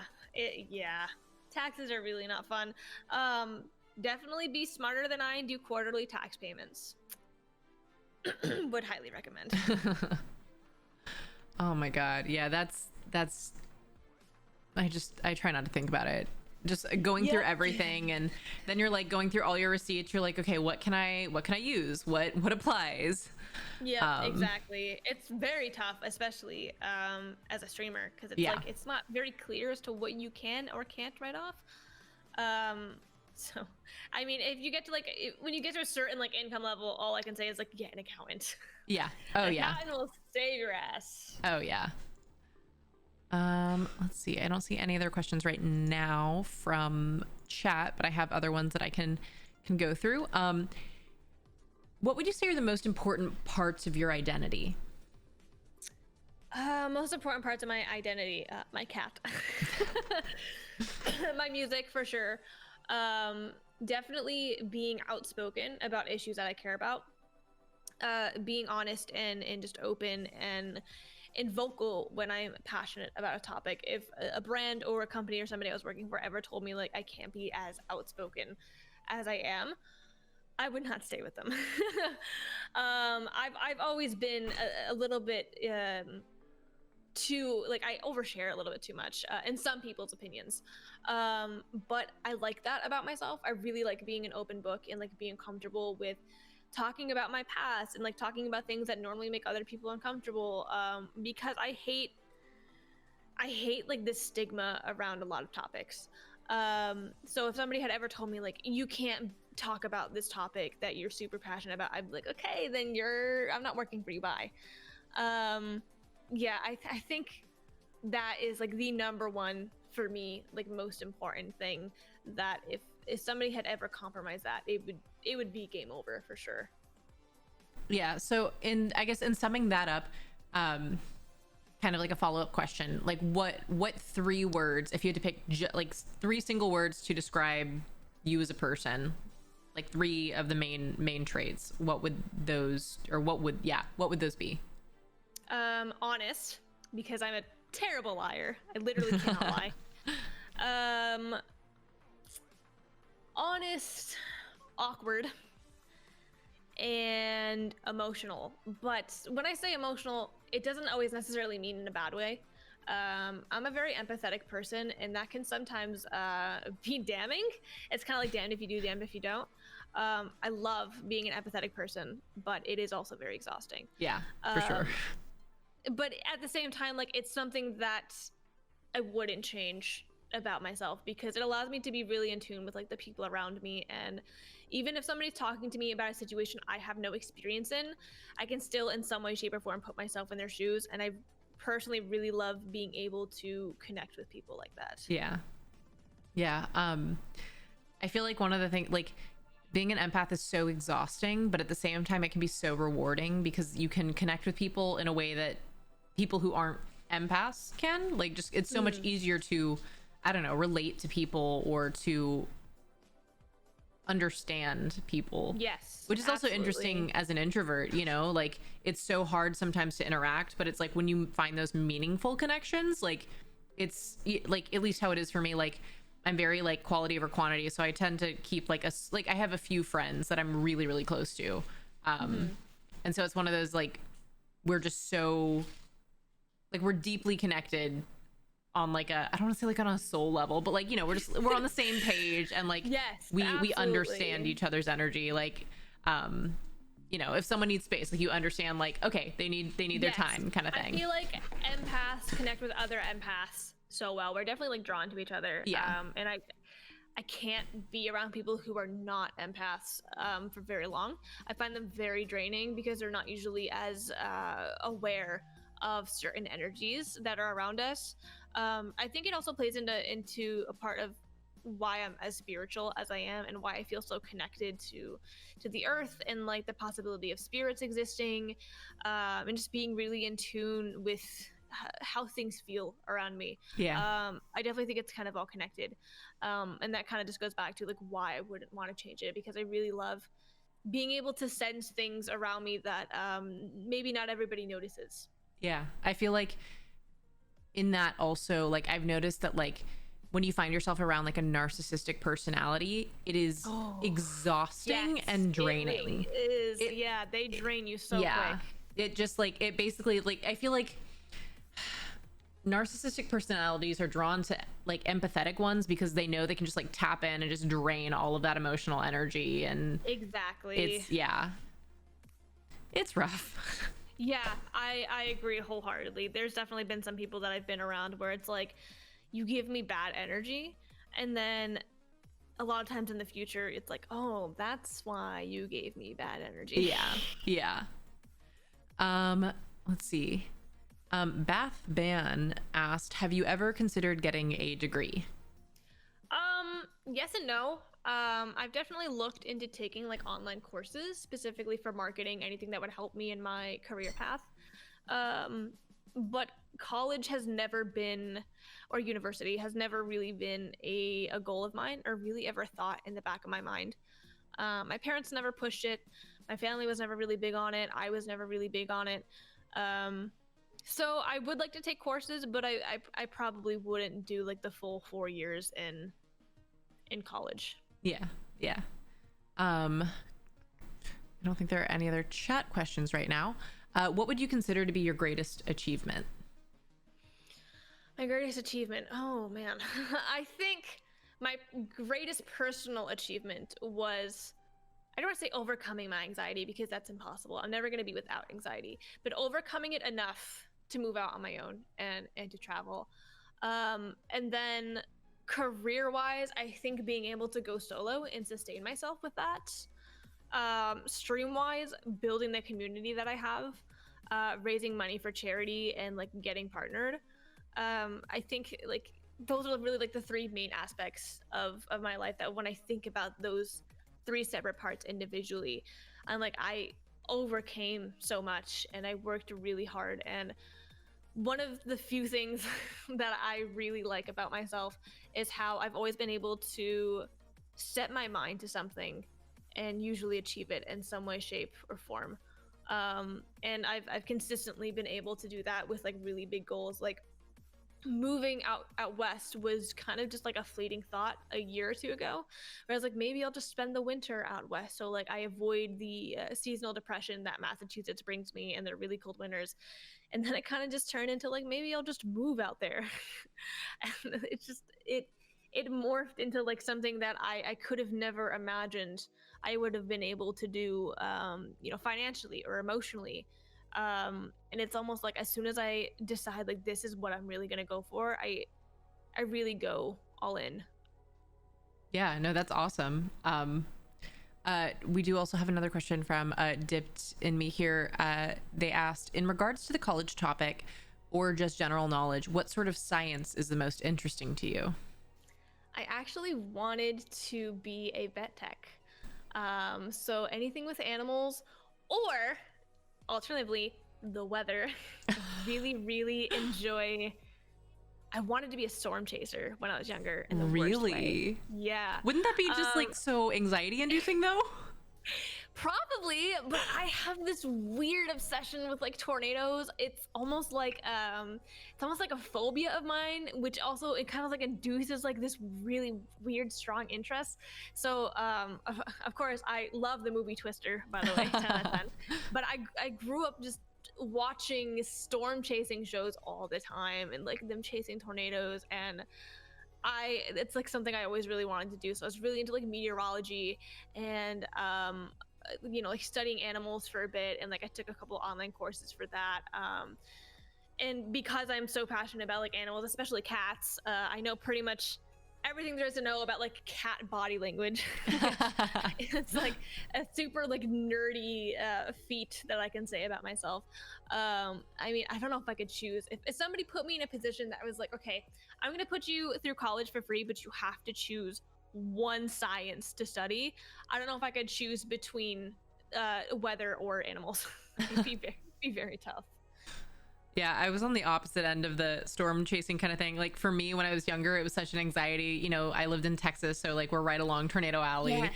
Anytime the alarms would go off, I would just flip shit. Like I was, having full on. It's funny because me too. I have literal nightmares about like, well, not really nightmares because dreams don't really bother me, but I guess like nightmares about, tornadoes, and like, it's probably some emotional manifestation, but it's always like having to run from a tornado and like find shelter for it, or just like trying to get a picture of a tornado and like chasing it. And it's a very like weird feeling to be so terrified of something happening, Yeah. but also being so intrigued by it at the same time. I feel like that's how I am when I watch like serial killer documentaries, because like I'm just like, I want to know what's going on, because I'm like, this is so psychologically fascinating, like why are you like this? But then also it's absolutely terrifying, and I'll watch one of the documentaries and refuse to leave my apartment for like a week. That's me with just like horror movies in general. I'm obsessed with horror movies, and it's been hard because Anissa, she's on her way back here now. You'll probably see her when I let her into the apartment, but she hates horror movies. So like every night we've been like watching a movie, and I'm like, oh my god, this horror movie looks so good. I've not seen this one. How have I not seen this one? I've been meaning to watch this one. And I'm like, but you don't like horror movies, so I guess but like now I have like this list of like what I want to watch after she goes home, and like I'll be sad because she's not here, but also like I get to watch horror movies. Yeah. Yeah, no, I think that I feel like it's probably weird, but like for me, I can watch like a documentary about something that's actually happened that's terrible, but I can't watch a horror movie. But for me, I think the horror movie thing is, I don't like my kind of anxiety is like, I don't like the anticipation. Like you're waiting for a scare, you know it's gonna happen. Yes, I don't even like movies that have jump scares. Not only do I think it's a cheap scare, but like also same thing, like my anxiety just does not like it. I really like psychological horrors where like it's the ambiance that really gets you. I don't know if you've seen Hereditary or Midsummer. It's directed by Ari Aster, and both of those movies disturbed me so fucking greatly. But like I wanted that though. That's what I want in a horror movie. Is for me to feel so genuinely disturbed that I almost can't finish it. And like Hereditary, for some reason, like something about that movie and like it just really like struck a chord with me. And it is, both of those movies, Midsummer and Hereditary, have just, Ari Aster is a genius of horror. I need more immediately. Yeah, I read a synopsis on Midsummer. I don't typically watch horror movies, just because like I think I watched like one or two when I was younger, and I had nightmares for a while, so I just like I haven't. It's like the childhood fear of it. Totally fair.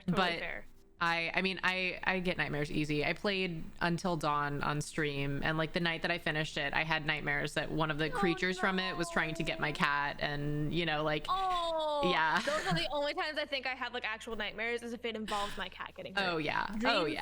Dreams don't normally bother me. I've always been like a lucid dreamer, so I'm always aware when I'm dreaming, and that's why I think they don't really bother me. So even if I have like stress dreams or like scary dreams, I don't wake up affected by it. But if I have a dream that involves Jinx and he like gets hurt, I'm fucked up for the rest of the day. Oh yeah.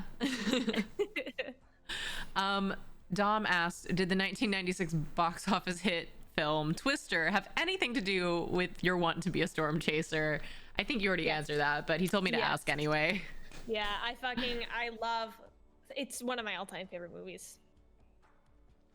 I remember, I think it's maybe Universal Studios or something. They used to have like a room, like a Twister specific thing, and they like made a Twister. They, God, I think it was Universal Studios in Florida.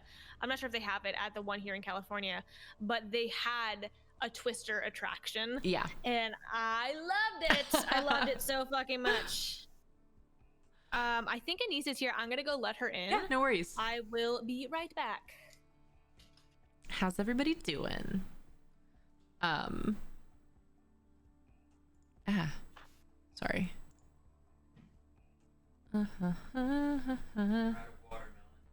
You ate the, aw, damn it. I was gonna eat the watermelon tomorrow.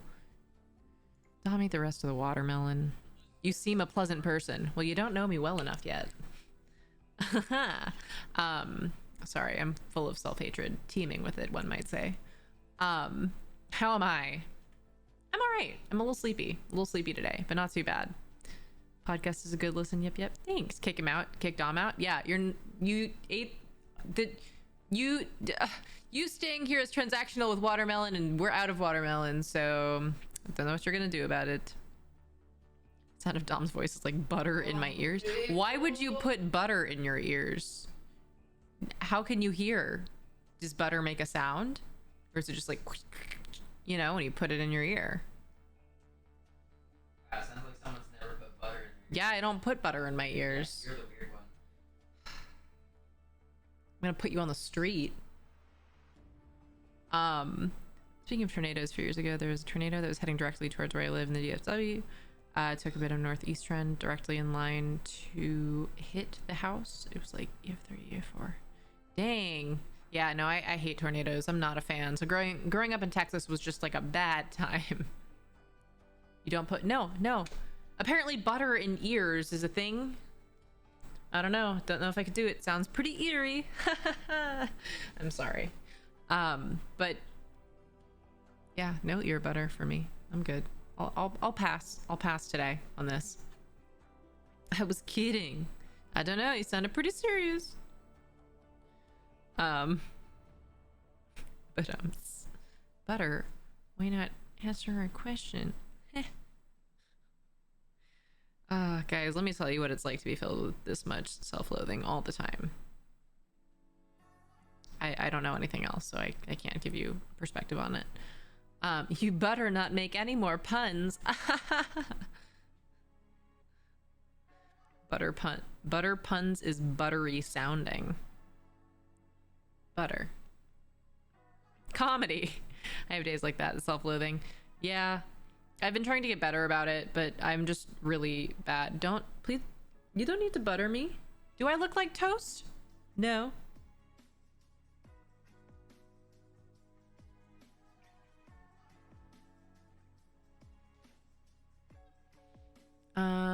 Someone complimented me the other day and I just stared at them. That's a big mood. That's a really big mood. Oh my god, hold on. I have so much up on my monitor. If a butter could butter, how much butter would a butter if a butter could butter? That's a good question. Avocado toast. That's the answer. Please, someone come up with some butter puns. I see what you did there. You clearly don't know me if you understand my level of constant self-hatred. Yeah. At Yeast, we have a place to butter people like you up. One could go on a roll. You better not. Oh my god, you guys are insane. I'm back. Have Anissa.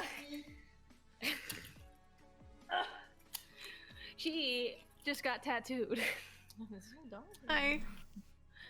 She says hello. Hello. Yeah, I got tattooed. Oh, nice. She got a little guy on her leg. Oh, nice. Yeah. I have wanted to get like a small tattoo for a while, but I just haven't gone through with it. Get a thigh piece right here. Nice. I don't know what yet. Yeah. But something Jinx related, I think. Oh, I love it. Yeah, it's one of those that there's so many things that I want to do, but also like doing the like acting thing. I can't get anything too big, especially starting out, because I feel like that'll limit me and yeah, all that fun stuff. So fun. We love how judgmental the industry still is. Oh yeah, for sure. 10 out of 10. I know. I have to take out my nose ring for all of my auditions because you can't be smart and have a nose ring, right? God, I mean, God forbid you have a piercing. Ugh. Yeah, I know. Okay, let me actually check. I don't know if we have any other chat questions right now. I can figure out where all my stuff is. Oh, we did have one. Diptemy here asked, is the Jurassic Park movies horror movies in your minds or not? I think it really depends. If you have a fear of like big creatures or dinosaurs, I'd say yes. I think it definitely gears more towards horror. For me, I'd say they're more thriller. I'm not particularly scared of like big monsters. Actually, I think they're really cool, and it's why I'm such a huge fan of Godzilla. I think it really depends on the person. I think they're geared more towards horror, but for me, it's kind of just like a sci-fi thriller kind of thing. Yeah.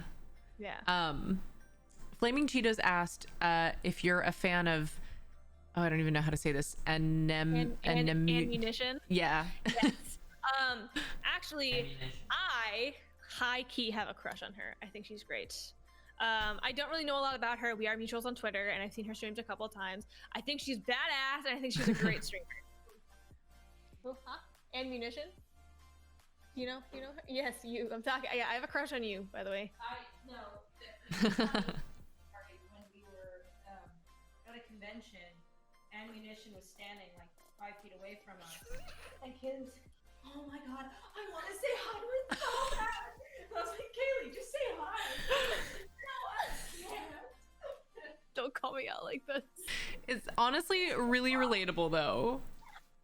I get really, really nervous around any like streamer that I look up to, but especially a streamer that like I find attractive, and I don't want to be like that weird person that's like, I have a crush on you, like please date me, I'm a fan. But like especially with like pretty girls, man. Yeah. I can't fucking do it. Pretty women intimidate me so fucking much. Understandable, 100%. It's like one of those where it's like one thing to like watch a stream or like see their stuff, but then to be in their presence, I think is a whole other thing. You're a real person. Yeah. And I'm like, I just want to be your friend, but I don't want to be that weirdo, that person. She also did that with Austin Marie. She was like, oh my god, she's so beautiful in real life. I was like, Kaylee, just go say hi. She's like, I can't. I love Austin Marie a lot. I really like women. Women are great. Women are pretty amazing. Yeah, we got a whole bunch of buddies in here. Oh, I miss them so much.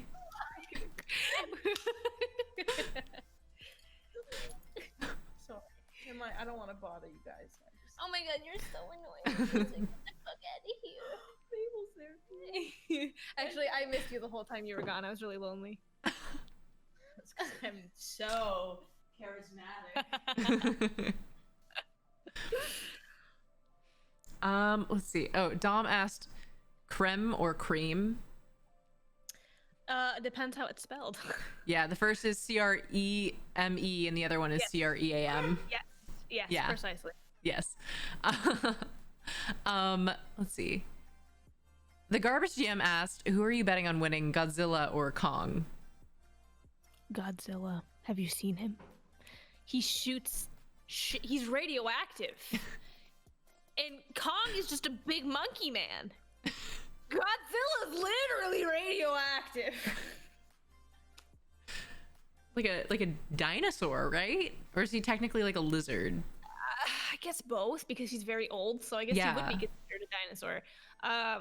But yeah, he's fucking he shoots fucking like laser shit at it. Like he would evaporate Kong so That's quick. fair. I want to see the movie so bad though. All right. Does anybody else have any other chat questions? Kong dummy thick though. Monkeys are strong as shit, but they're not radioactive and they don't shoot lasers, so like are they though? Kong is supposed to be considerably smaller, but for the movie they made him bigger. Oh, so they made him thick. He still shouldn't win if he wins in the movie. If I watch this movie and Kong, or better yet, if they unite and become friends and work together, that is the ideal ending. But if somebody's gonna beat the shit out of somebody else, it logically it has to be Godzilla. I think it should just take a turn and they develop a passionate romance and they run away together. Oh my god, please. Please. Like why do we keep pitting them against each other? Like I think that that would be a perfect like story arc for them. Now kiss. Yeah, exactly. They get really, in each other's faces and The sexual tension you could cut it. oh yeah. Knife. Oh, absolutely. Smooch by the sunset. Yeah. Smooch by the sunset. Oh, ideal ending, please. They will fight once and then find a mutual enemy. Enemies to lover trope is my favorite trope. It's honestly there's underrated. So good. I mean, I feel like I was gonna say, yeah, those moments in movies and shows, like, because the sexual tension is just so like you wait the whole time for something to happen. So when it finally does, you're just like, yes, I knew it the whole time. Yeah, I am convinced that I am fed by sexual tension in movies and films. Honestly, to me, I think one of the like sexiest thing in a movie is when they have a really quick back and forth. you know, like their banter is just like they, you know, back and forth like that. It's like it's unparalleled. I like reading a script like that or seeing that. It's oh yeah, it's up there. That made for that shit. I feel unloved. Am I cringe? Aren't we all a little cringe in theory? You've got to embrace it. You gotta accept the cringe and move forward with it. I see Marknificent in chat. Hi, Mark. Hello, Mark. Mark is very talented human. Oh my god, yeah. Dom and I keep saying hashtag Mark for partner. Yes. It needs to happen. Yes. Needs to happen. Yes. Everybody, if you're not following Marknificent TV, you really should. Wow, the dude is talented. It's one of those that every single time I'll go into a stream and just be like, holy shit. Okay. Freestyle drumming. Just casually amazing every time. So talented. So many talented humans on Twitch. It's intimidating sometimes. It's unfathomable how many talented humans have found their way to Twitch. Oh yeah. It's one of those like I'll watch someone with like skill and then I'm like, I'm just over here flailing and like they're over there doing actual like quality artistic content or, you know, really good at gaming. It's so good. I feel so honored to exist at the same time as a lot of these content creators. 100%. Yeah. Guys, to everyone in chat, if you have any other questions, drop your questions in chat. If there's anything that you're dying to know, I'm gonna plug this light in. Oh yeah. It's dark in here. Sun sets so quickly and then all of a sudden it's like there's no light anymore. I mean, that's how the sun works. I'm sorry, I'm an idiot. Okay.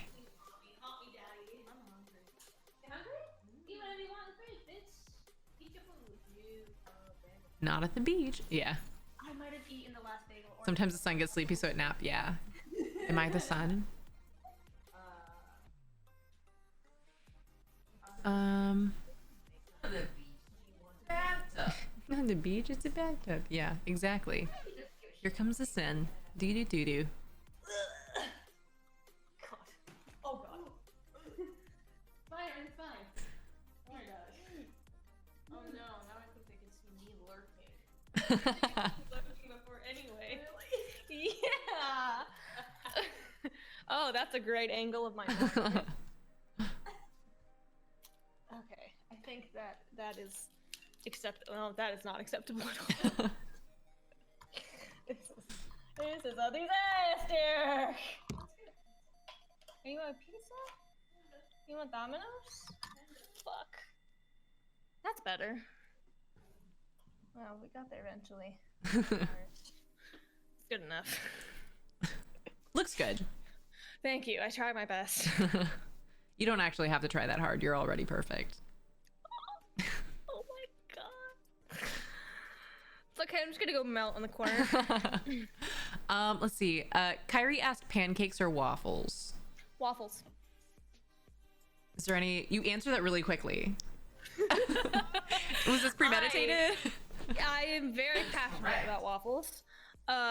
Because they're just fluffier and I find them easier to eat, whereas like pancakes are more dense and rich and like I don't know, man. Okay. I Okay. appreciate a good Belgian waffle. Okay. Yeah. I get that. I don't know. I like the crunch of the waffle. Like I like that it's a little bit crunchy. Oh, the crispness. Oh yeah. Put some fruit on that shit. Oh, Mm-hmm. a little bit of whipped cream. We're on the same page. Let's see.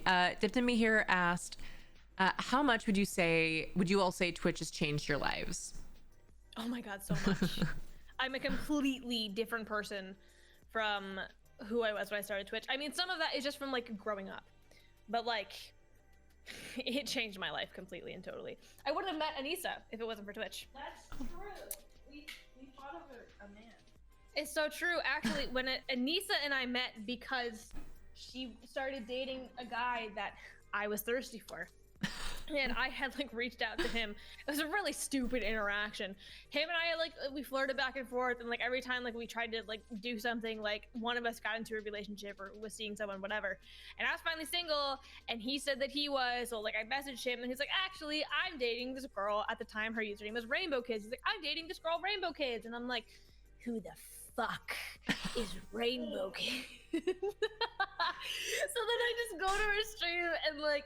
I was like, oh, she's kind of cool. And then we just like, we didn't really interact much for a while. And then I think I like reached out to her after like a few months. You look so hot doing that. It was like a year or so. Yeah, and then I just like reached out to her and I was like, I'm sorry, I'm such a fucking cunt.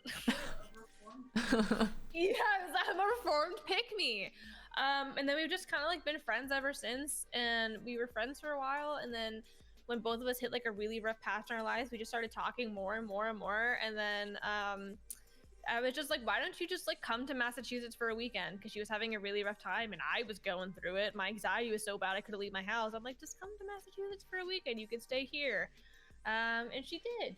And thank fucking God she did, because that was a literal life-changing weekend, I think, for the both of us. It was a very good weekend, much needed. And we've been soulmates ever since. Also, though, like, literally, there's no one more social than Kaylee. When we go to conventions, everybody fucking knows Kaylee. I see her so awkwardly all the time, and Kaylee's just like, oh my god, hi, so she knows so many people. People, like, I don't know. She gasses me up a lot. As any good friend should. She makes me sound a lot cooler than I really am. I mean, I feel like she's just describing you as you are, but... I always try to like get her to be social with me. I'm always like, this is my best friend Anissa. And I'm like, Anissa, say hi. She's like, hi. That is not true, because once people get to know you, you're really fucking cool. You're just very on guard until you get comfortable with somebody, and that's totally valid, and there's nothing wrong with that. You're shitting over there. Smile. She's standing in the corner of my apartment, looks like she's taking a shit. I guess it makes so much sense then why you really like the enemy to lovers trope, because that sounds like your origin story. It's my life. That's why I'm such a big fan of it. It's a very common reoccurrence in my life, because a lot of people I was like a bitch to when I was younger, when I was dealing with a lot of my own shit, and then I'm like, I'm sorry I was a bitch, and they're like, I'm sorry too, and then we just become friends, and then it's apparently very good friends off of it. It's true. It's never too late to tell somebody that you were a bitch. Write that down. I was gonna say, I need that on a t-shirt. Mm-hmm. Exactly. What was the other thing? What was the thing that I said earlier that? It was you're Oh. probably a bitch to someone. No.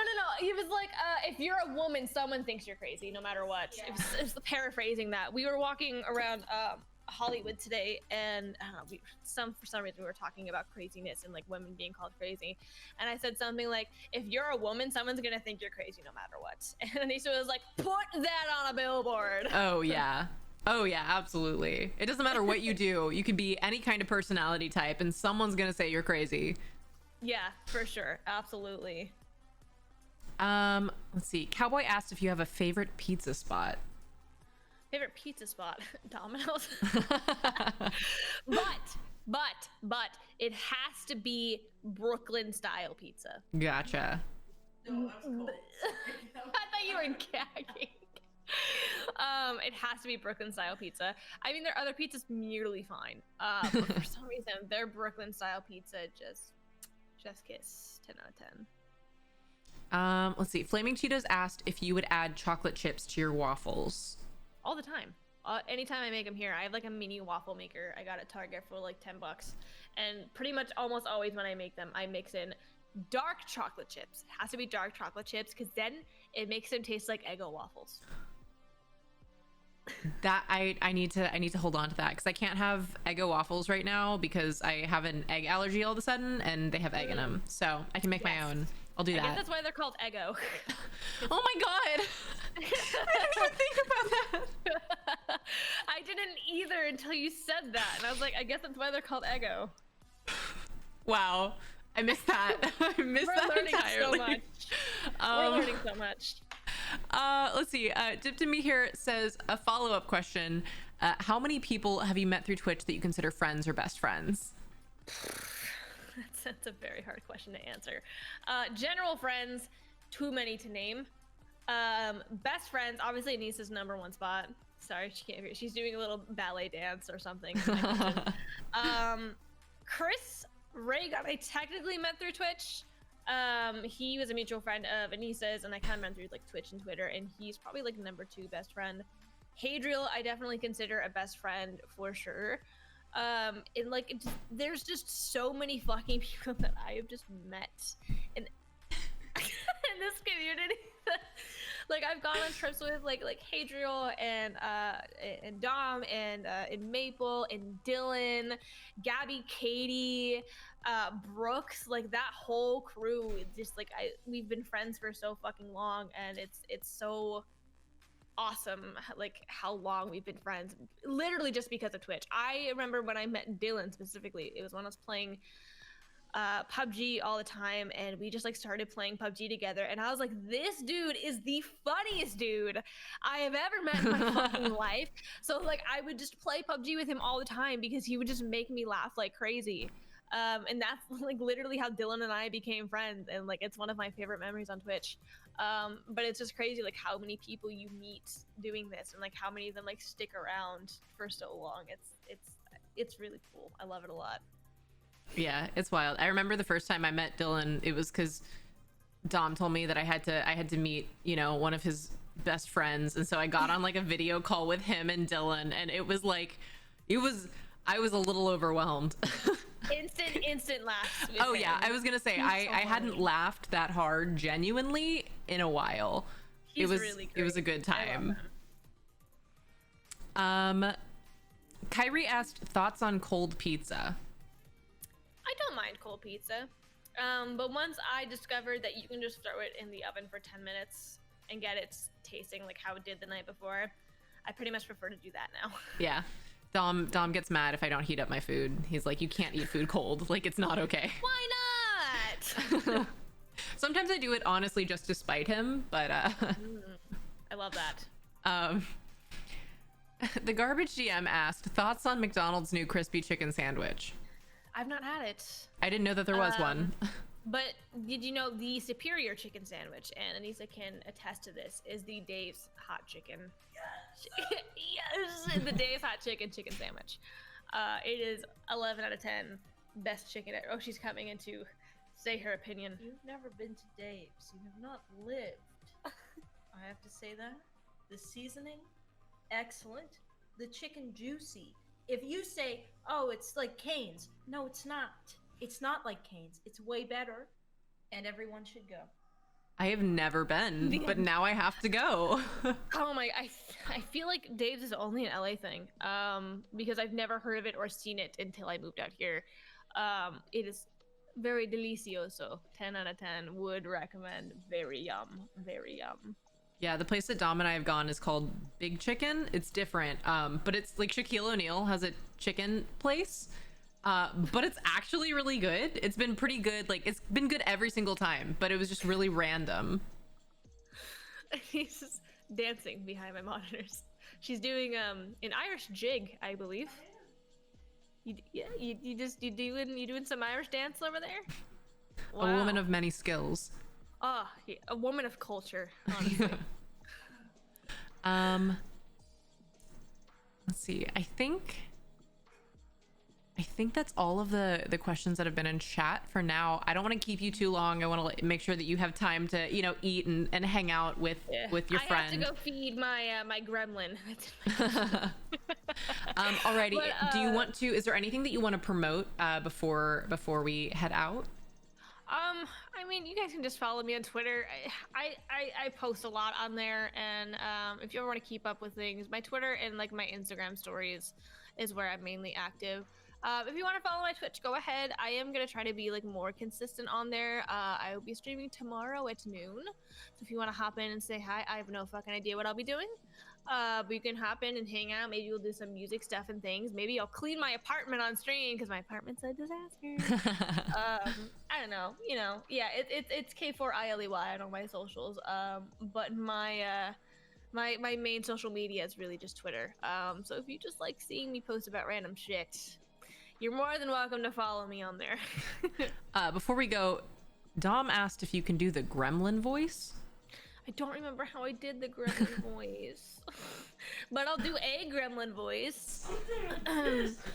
Look at me, I'm Anissa. I'm a. Come here and do the thing so it fits. Come here and do your little gremlin dance so it fits. Look at me, I'm Anissa. I'm the gremlin of the kitchen. I'm the gremlin of Dave's chicken. I'm hungry, feed me now.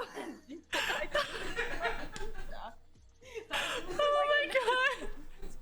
I'm the gremlin of the apartment. I'm the gremlin of Los Angeles. Feed me right now or I'll feast on your family. Oh my god! You sound like my Uber driver. Somebody sounds. I hope to God somebody. She had quite an Uber driver on the way over here. I feel like everybody has at least one of those Uber stories.